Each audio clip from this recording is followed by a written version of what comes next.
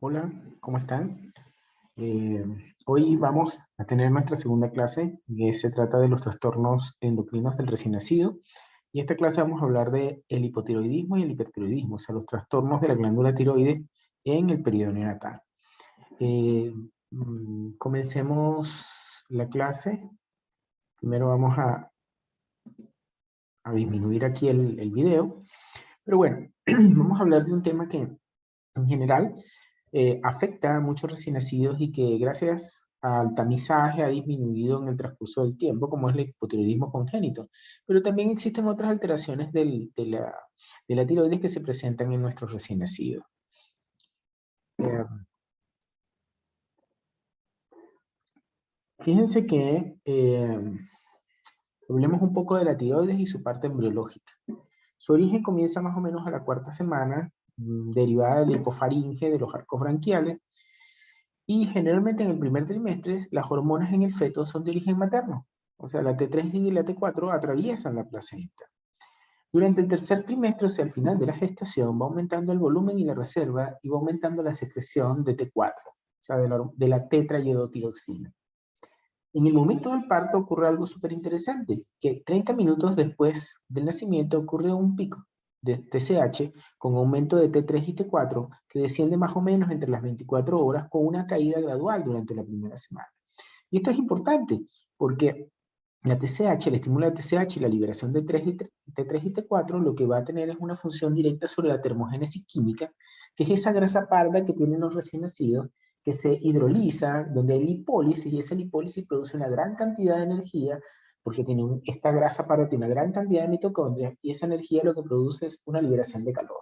Y fíjense que lo que ocurre es que más o menos hay un descenso a las 24 horas, cuando ya ha ocurrido una primera parte de la estabilización post-nacimiento de este recién nacido y su periodo de transición.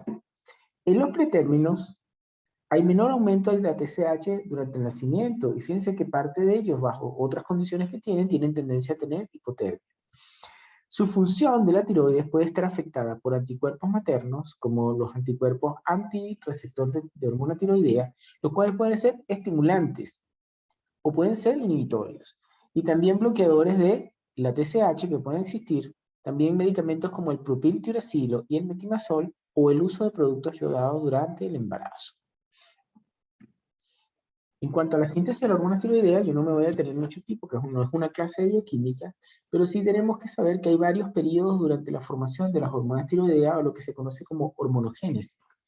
Lo primero que ocurre es que el yodo inorgánico, es transportado activamente a través de la membrana vasolateral de los tirocitos, ¿verdad? A través de un zinc portador, tanto de sodio como de yodo, que atraviesa el yodo desde la membrana apical hasta la membrana vasolateral.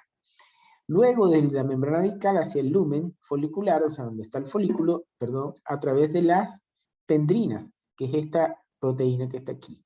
En la superficie apical del tirocito, el yodo es oxidado por las peroxidasas, sobre todo por la tiroxina peroxidasa, que es esta, y en presencia de peróxido de hidrógeno. Y se transforma entonces en tiroglobulina, que al ser sumada al yodo se transforma en tiroglobulina yodada. Estos residuos de tirosina se incorporan a la tiroglobulina para formar, primero, monoyodotironina, o sea que tiene una sola valencia de yodo, o la diyodotiroxina, que tienen dos valencias de yodo. La tiroxina peroxidasa también cataliza la unión de las yodotiroxinas en yodotironinas. Y la yodación de la tiroglobulina requiere, como les dije, peróxido de hidrógeno, lo que es producido por dos oxidasas. Las duoxidasas, de manera dependiente, que son dependientes en ADPH, los factores dúos de maduración, como las duoxidasas, están involucrados en el tráfico de membrana de dúox. La tiroglobulina yodada es sintetizada en el tirocito por pinocitosis y se somete a degradación proteolítica en el lisosoma para liberar T3 y T4. Lo importante de este gráfico que tenemos aquí es que vamos a ver que hay mutaciones de estas enzimas, incluso de la pendrina o de la TPO, que pueden producir alteraciones en el neonato. No detenernos tanto. Sabemos que hay una fase de iodización, hay una fase de acople y después de liberación. Pero el yodo, fíjense que aquí la monoyodotiroxina y la hidrotiroxina se pueden hidrolizar o pueden ser T3 y T4 que son liberadas a la sangre. Y después, a través de una deionidasa, puede ser desionidada la T3 y la T4 y puede incluso ser reabsorbido el yodo y vuelto a reutilizar. También tenemos que estar claros cuáles las funciones o por qué es tan importante las hormonas tiroideas.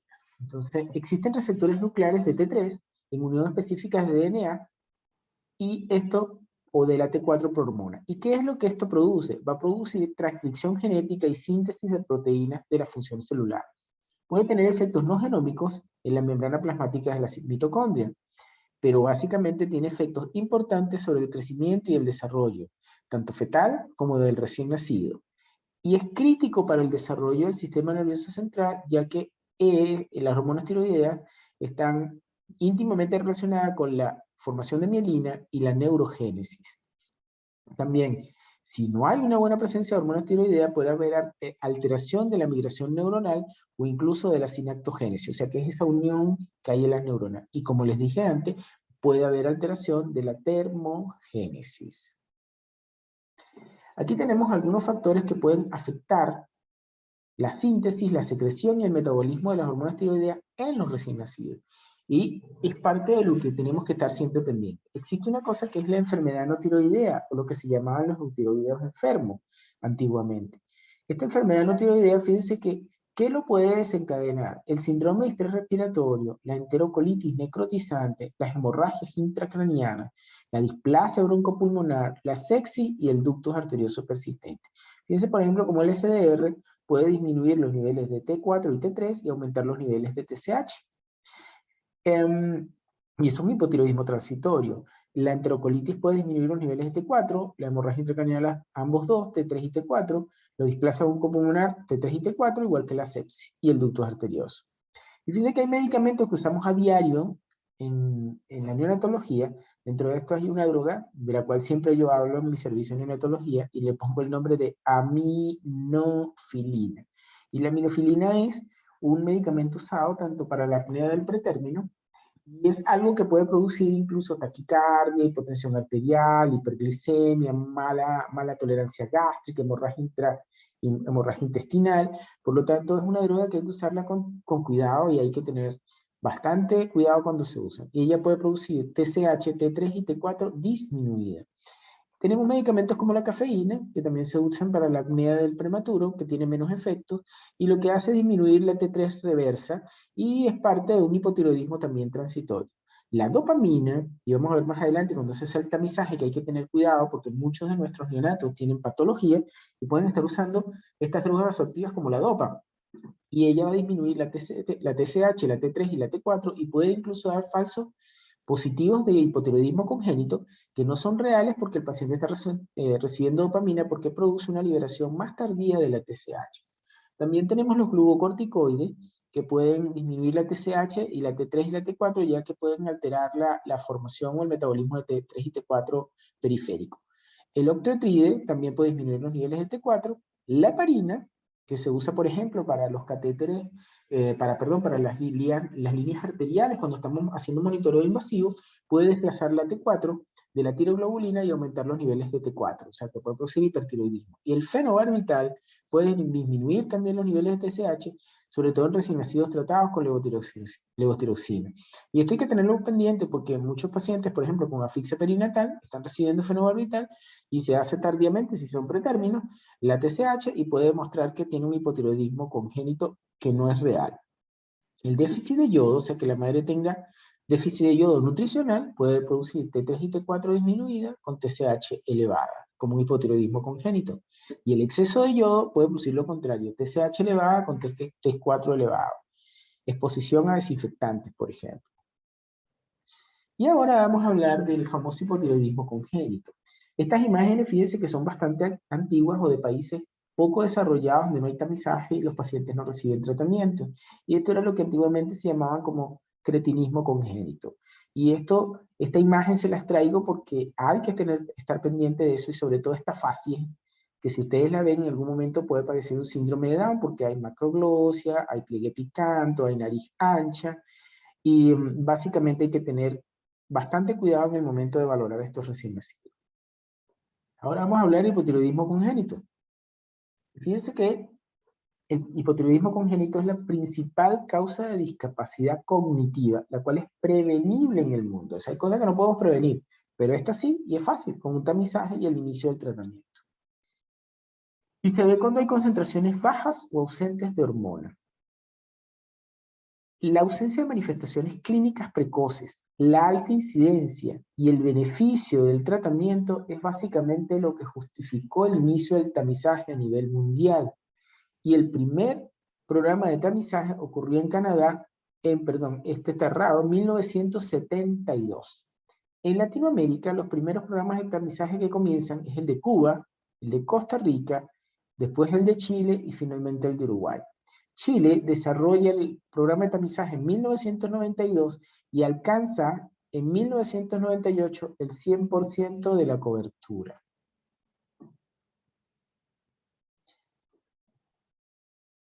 Hablemos un poco del tamizaje.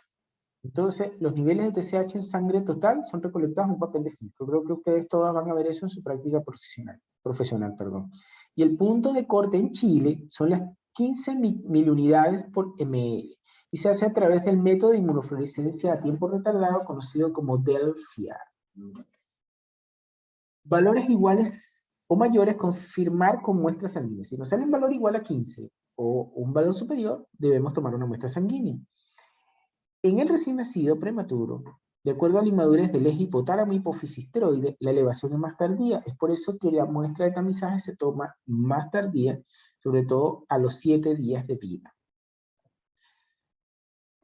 Fíjense lo que les decía antes, el uso de dopamina atenúa la elevación de la TSH. Muchos de estos pacientes tienen condiciones que probablemente necesiten el uso de drogas vasoactivas como la dopamina. En recién nacidos prematuros o pretérminos, de 35 a 36 semanas se toman a los 7 días y en los menores de 35 semanas se toma el 7º día, pero hay que repetirlo a los 15 días para confirmar el diagnóstico. ¿Dónde hay falsos negativos? Pueden ser del 5 al 10% de los casos y las causas serían hipotiroidismo central, productos yodados en la madre o errores de tamizaje, como una toma no adecuada, una muestra insuficiente, una interpretación errada o mal llenado de la ficha. O sea que se llenó con el nombre de otro paciente o se llenó mal. Y lo falso positivo es que se tome la muestra antes de las 48 horas porque todavía no ha ocurrido el pic de elevación de la TSH. En cuanto a la epidemiología, fíjense qué interesante. Antes del tamizaje, se veía en 1 de cada 7.000 a 1 de cada 10.000 a nivel mundial. La incidencia en Paraguay, que es una de las más bajas, es 1 de 1.667. Fíjense que ante el tamizaje pasaba desapercibida la cosa. Después 1 en 1.667, que es la más alta en Paraguay, la incidencia más baja de 1 a 3.667. O sea, esta incidencia que te ven aquí, que parecía como muy rara, resulta que era porque no lo tamizábamos, porque se tomaba tardíamente y no era real lo que estábamos viendo. Y ahora con el tamizaje podemos detectarlo más rápido. En Chile, fíjense que es casi tan baja como la de Brasil, con 1 en 3.163. La edad promedio que se encontró en los estudios hechos, un estudio hecho desde 1992 a 1998, fue de 12.5 más o menos 6.9 días para el diagnóstico del hipotiroidismo. Y el valor de TSH estuvo entre 218 y más o menos 31.7 mil unidades por litro. Y el falso positivo que se encontró fue del 1%. En cuanto a la etiología, podemos tener 3 tipos: las primarias, las secundarias y las transitorias. En las primarias tenemos, obviamente, que hay una alteración en la embriogénesis de la glándula, por ejemplo, lo que se llama disembriogénesis, o una alteración en la formación de hormonas, que es la dishormonogénesis. Y la secundaria podríamos tener el hipotiroidismo central, o sea, que es un problema hipotalámico donde no se produce TSH, se produce TRH y después la TSH. Tenemos también las transitorias, donde pueden ser inducidos por drogas o anticuerpos maternos que bloquean receptores de TSH neonatal como los TRAP. La disembriogénesis, o sea que no se forma en la glándula, es la forma más frecuente, en un 85% de los casos, de los cuales la ectopia de la glándula tiroides ocurre en 2/3 de los casos, seguida de la aplasia y la hipoplasia de la glándula tiroides. En cuanto a la dishormonogénesis, Es la segunda causa con el 15% de los casos y en general tiene una herencia más o menos, o sea, de origen genético, con una herencia autosómica recesiva, con mutaciones de proteínas de transporte o de la oxidación o de la organificación del yodo. En cada uno de los pasos puede haber una alteración. Y aquí vamos a ver más o menos qué es lo que ocurre. Para motivos de estudio, cuando ustedes estén estudiando para el examen, aquí les dejo las abreviaciones de cada una de las cosas que se ven en cada lado. Entonces, fíjense que en la alteración primaria tenemos la disembriogénesis, que ocurre con una incidencia 1 a 4.000 casos, donde tenemos la aplasia, la hipoplasia, la ectopia, perdón, la hemiagenesia, y esas serían las causas de disembriogénesis. En cuanto a la dishormonogénesis, que ocurre en una incidencia de 1 en 40.000, uno de los defectos sería el simportador de sodio y yodo. Tenemos también defectos en la tiroxinperoxidasa, que ocurren 1 en 66.000 y 1 en 177.000. Los defectos de la tiroglobulina, los defectos de la duox, o sea, de la dual oxidasa, los defectos de la pendrina, que vimos que era el receptor que pasaba el yodo hacia el área apical, 1 en 50.000, los defectos de la deyodinasa, que por fortuna son muy raros, y también tenemos resistencia a la unión o señalización de la TSH, que puede ser en el receptor o defecto de la proteína G. Estos también son de 1 en 100.000. Y después tenemos los hipotiroidismos centrales, que es 1 en 20.000, que es déficit de la TRH o déficit de TSH, o sea que no se produce en la hipófisis. Es muy raro. Y el periférico, podemos tener defectos en el transportador de hormona tiroidea por una mutación del MCTH o MCT8, o resistencia de las hormonas tiroideas por una mutación del TRH beta, que ocurre en 1 en cada 100.000 casos. También podemos tener los transitorios, que tienen una incidencia de 1 a 10.000, donde puede haber defecto del exceso o defecto o sexo de yodo, perdón, uso de drogas antitiroideas maternas, lo que puede bloquear la producción, pasos trasplacentarios de TRAP materno, que esto puede producir hiper o hipotiroidismo, mutaciones heterocigotas de la duoxidasas 2 o la de duoxidasa con mutación de factor tipo 2 y la presencia de mangiomas hepáticos congénitos. Y aquí tenemos algunas mutaciones exactas, mutaciones de factores, ¿verdad? Y genes que producen disembriogénesis o dishormonogénesis con sus características clínicas asociadas. Y aquí tenemos, por ejemplo, algunos que son específicos. De las disembriogénesis, tenemos este gen, el FOXE1, donde viene acompañado de agenesia tiroidea, puede haber atresia de coanas, paladar hendido y cabello en puntas. El NKX2-1, donde hay agenesia o hipoplasia tiroidea, distrés respiratorio, ataxia y corea benigna. O sea, tiene trastornos neurológicos. El NAX2.5, donde está asociado con malformaciones cardíacas. El PAX8, con aplasia, hipoplasia, ectopia tiroidea y malformaciones renales y ureterales. Tenemos también, en cuanto a la dishormonogénesis, estos genes como el SLC5AC, que altera el simportador de sodio y yodo, que hay una disminución de la captación de tecnesio 99 o radioyodo. También tenemos este gen asociado con la pendrina, donde se produce bocio y hipoacusia sensorio-neural. Tenemos en la tiroglobulina, donde hay bocio, tiroglobulina cerca, ausente o muy disminuida. En la tiroxinperoxidasa no hay nada asociado. En la DUOX2 puede haber hipotiroidismo congénito o transitorio. En el DUAX2, hipotiroidismo congénito moderado. Y en el DHAR1, donde hay bocio, hipotiroidismo después del periodo neonatal con un tamizaje que generalmente es negativo. Pero fíjense que en cuanto a la disembriogénesis, son los que se acompañan de otras alteraciones que hay que tener siempre pendiente. Ahora, ¿cuáles son las características clínicas del hipotiroidismo congénito? Eso es algo a tener en cuenta.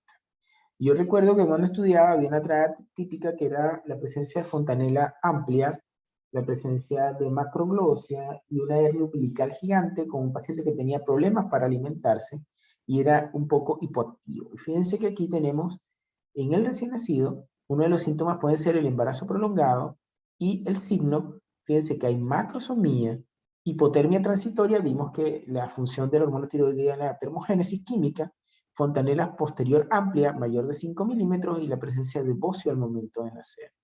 En cuanto a las manifestaciones precoces del hipotiroidismo congénito, tendríamos la hipoactividad, la somnolencia, dificultad en la alimentación y alteraciones respiratorias. Dígame si esto que nosotros estamos sumando aquí no es básicamente una sepsis neonatal o una sospecha de sepsis neonatal. Obviamente es una de las cosas que nos imaginaríamos de inicio. Y el signo sería el mal incremento ponderal, la distensión abdominal y la constipación y la ictericia prolongada mayor de 3 días. O sea, fíjense que básicamente esto es una sepsis neonatal. Y las manifestaciones tardías tenemos el mal incremento ponderal, la piel y las faneras secas, o sea, se ve la piel muy reseca, la presencia de la hernia umbilical, la macroglosia, el mixedema, que es ese edema duro que generalmente está en la zona tibial, el llanto ronco, retardo del desarrollo psicomotor y talla baja. Esos son los signos clínicos del hipotiroidismo congénito. En cuanto al diagnóstico, hacemos el tamizaje, obviamente. Si la TSH es mayor de 15 miliunidades por litro, lo primero que solicitamos es una muestra sanguínea de TSH y T4. Y de inmediato debemos contactar a ese recién nacido. Y debemos preferir, como medida de control, la T4 libre. Si nosotros tenemos una TSH mayor a 10 y una T4 menor de 10, fíjense que los números siempre son 10, mayor a 10 y menor de 10, es confirmación diagnóstica. ¿Qué otros exámenes existen? Tenemos la ecografía tiroidea que permite definir si hay disembriogénesis. ¿Por qué? Si hay ausencia de tiroides, obviamente es eso, y dishormonogénesis es porque hay tiroides. La tiroides está presente en el eco. El cintigrama con tecnesio 99 nos dice si hay cómo localizar y dónde la tiroides ectópica. Si hay exceso de captación más una tiroide pequeña, probablemente hay una mutación del receptor de TSH y hay defectos del atrapamiento del yodo por alteración del transportador de sodio-yodo o un anticuerpo estimulador del receptor de TSH como los TRAP maternos. La tiroglobulina es un marcador específico de tejido tiroideo. Si hay tiroglobulina ausente, obviamente hay aplasia de la glándula. Si hay tiroglobulina elevada, probablemente hay una mutación del receptor de TSH en el transportador de sodio y yodo o presencia de anticuerpos TRAP. También tenemos el test de descarga con perclorato, que se realiza con un cintigrama con yodo 123, se administra el perclorato, y se ve la captación. Si es menor de 50%, probablemente hay un defecto de la organificación de la hormona, por mutaciones de la tiroxinperoxidasa de la DUOX2, o sea, de la duoxidasa 2, o la de la duoxidasa A2. Y si tenemos yodo en orina, el yodo en orina nos puede decir si hay déficit o exceso de yodo y podría ser la causa del hipo o del hipertiroidismo. Y este flujograma, que es adaptado de Macmillan y está en Nature, es súper interesante porque está más o menos adaptado a lo que se hace en Chile, o es adaptado a lo que se hace aquí en Chile. Si hay un tamizaje positivo con TSH mayor de 15, entonces usted lo que hace es pedir T4 total, T4 libre y TSH. Si la TSH está elevada y la T4 es normal, usted debe repetir la TSH en una semana. Si la TSH persiste elevada y la T4 es normal, probablemente usted tiene un probable hipotiroidismo congénito. Ambos dos se tratan. Ahora, si usted tiene una TSH elevada y una T4 baja, usted confirma, como dijimos, 10 y 10. TSH elevada, T4 baja. Y de este debe tratar. Si esa TSH y esa T4 está normal, y como usted planteó un problema hipotiroidismo congénito e inicia el tratamiento, usted debe pedir una ecografía tiroidea y tiroglobulina o cintigrama. ¿Qué nos va a descartar eso? Si hay presencia de tiroides normal o óseo, hay alteración materna o déficit de yodo y probablemente si está positivo hay un hipotiroidismo transitorio y si está negativo probablemente hay una alteración de la dishormonogénesis, o sea, la producción de hormonas. Si usted no, hay una digenesia cuando usted hizo el ecotiroideo de la glándula tiroidea, entonces usted ve 6 síntomas asociados. Y vimos que eso es lo que está asociado, por ejemplo, a la embriogénesis, en la alteración del hipotiroidismo congénito, y usted va a buscar si hay paladar hendido, si hay cabellos en punta, si hay hipotonía, si hay síntomas pulmonares, si hay malformaciones renales o cardiopatía, como vimos en las alteraciones genéticas asociadas a la embriogénesis. ¿Ok? Si nos vamos por este lado, tenemos la TSH mayor de 15 y tenemos TSH normal con T4 normal, el paciente está de alta. Y si usted esta TSH normal y T4 que dijimos, después de haber tenido TSH mayor de 15, y usted la repite en una semana, y la TSH está normal y la T4 está normal, el paciente está de alta. Esto es súper importante tener en cuenta este flujograma para el momento de la evaluación de un paciente con posible hipotiroidismo congénito. En cuanto al tratamiento, debemos iniciarlo una vez obtenida la muestra de confirmación, como vimos en el flujograma. ¿El objetivo cuál es? Que usted normalice los niveles de TSH y de T4. Y el T4 debe estar en la mitad superior del rango normal para la edad, más o menos en un rango de 2 semanas. La vida media de la levotiroxina más o menos es de unos 3 a 4 días, pero los rangos reales se encuentran más o menos o se consiguen cada 2 o 4 semanas, que es cuando hay que hacer valores de referencia o niveles para saber si estamos dentro del rango que queremos lograr. ¿Y cuál es la dosis? De 10 a 15 microgramos por kilogramo de peso día. Hay algunos estudios donde trataron de usar dosis más altas en el momento del inicio, pero no mostraron ninguna evidencia total de que esto sería más beneficioso que usar dosis más bajas. Entonces, por lo tanto, usted lo que tiene que mantener es un control de los niveles cada 2 o 4 semanas de TSH y T4 y ir evaluando la función, incluso el estado clínico del paciente. Y ahora vamos con el hipotiroidismo, pero ahora en nuestros niños prematuritos. ¿Y cuáles son los factores asociados al hipotiroidismo en prematuros? La pérdida abrupta de la T4 materna.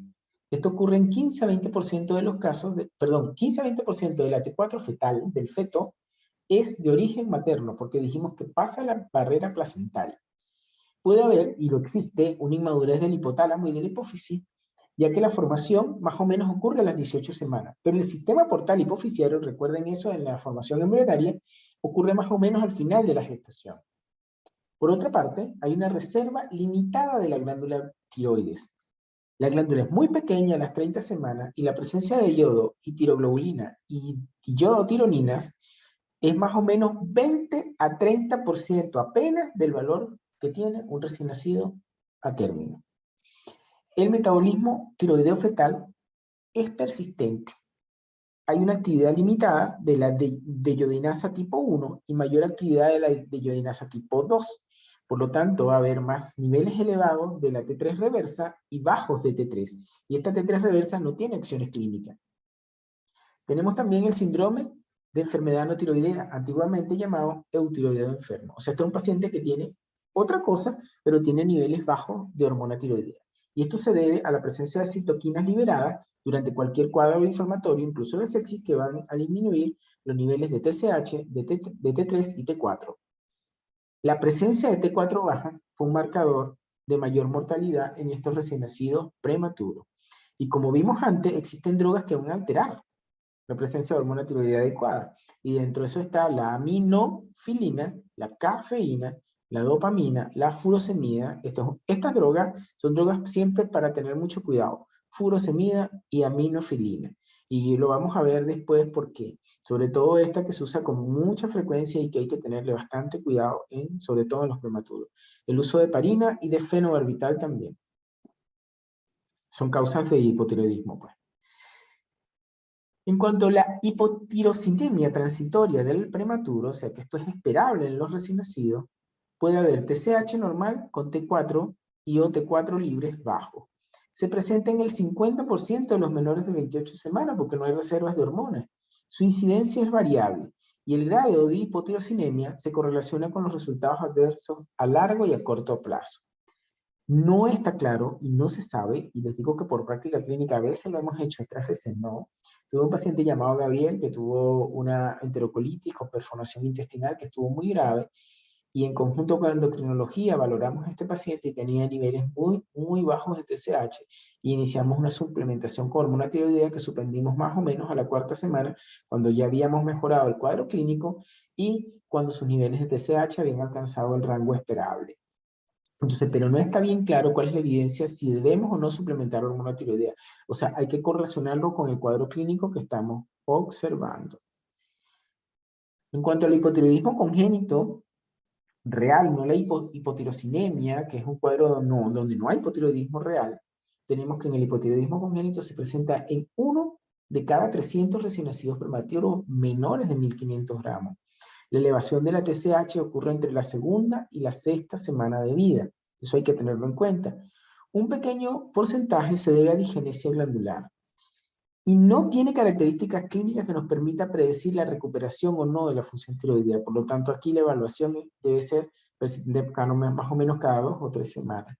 Les cuento, por ejemplo, que esto de la hipotirocinemia, que en este momento en la UCI hay una paciente de 27 semanas, que ya tengo con ella más o menos unos 41 días de vida, y esta paciente hace unos días hizo un cuadro con taquicardia, y tiene una displasia oncopulmonar severa, y obviamente como tenía una taquicardia sostenida, tuve que estudiar una taquicardia sinusal, empezamos a buscar las causas, y dentro de eso se tomó hormonas tiroideas, pero por fortuna esta paciente está eutiroidea, y no necesito suplementación de hormonas.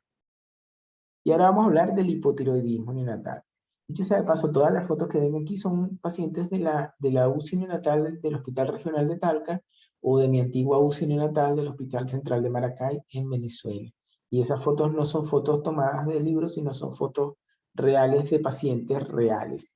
Este señor, por ejemplo, se llama Eitan. Eitan pesó unos 600 gramos y hoy en día Eitan tiene 2 años de edad, un bello bebé. Entonces, en cuanto al hipertiroidismo neonatal, es menos frecuente que el hipotiroidismo congénito, pero su impacto sobre el crecimiento y el desarrollo puede ser incluso más grave, y vamos a ver por qué. La causa más frecuente de hipertiroidismo neonatal es la enfermedad de Graves-Paslow materna. Y en ellos lo que hay, en estos pacientes lo que hay son anticuerpos antirreceptor de TSH, o sea, los TRAP, que atraviesan la placenta y estimulan el receptor de TSH fetal y o neonatal con una producción de aumento de hormonas. Pero como vimos antes, los TRAP pueden ser estimulantes o pueden ser inhibidores, o sea, pueden producir hipotiroidismo también. Puede existir, y es una causa muy rara, una alteración molecular del receptor de la hormona tiroestimulante o TSH, del cual tiene los marcadores de inmunidad en la madre y el recién nacido son negativos, y tiene una presentación familiar, autosómica dominante o producida por una mutación genética de novo. En cuanto al hipotiroidismo, pero en este caso fetal, o sea, lo vamos a dividir en fetal y neonatal. En cuanto al hipertiroidismo fetal, tenemos que las madres con enfermedad de Graves, activa o en remisión, debemos siempre solicitar los anticuerpos antirreceptor de la TSH entre las 20 y las 24 semanas. Si los TRAP son negativos, no requiere seguimiento. Si los TRAP son positivos, determinar el estatus tiroideo in útero. Eso lo vamos a ver en otra lámina que viene más adelante. Y las manifestaciones clínicas dependen del balance entre los anticuerpos estimulantes y o bloqueantes del receptor de TSH.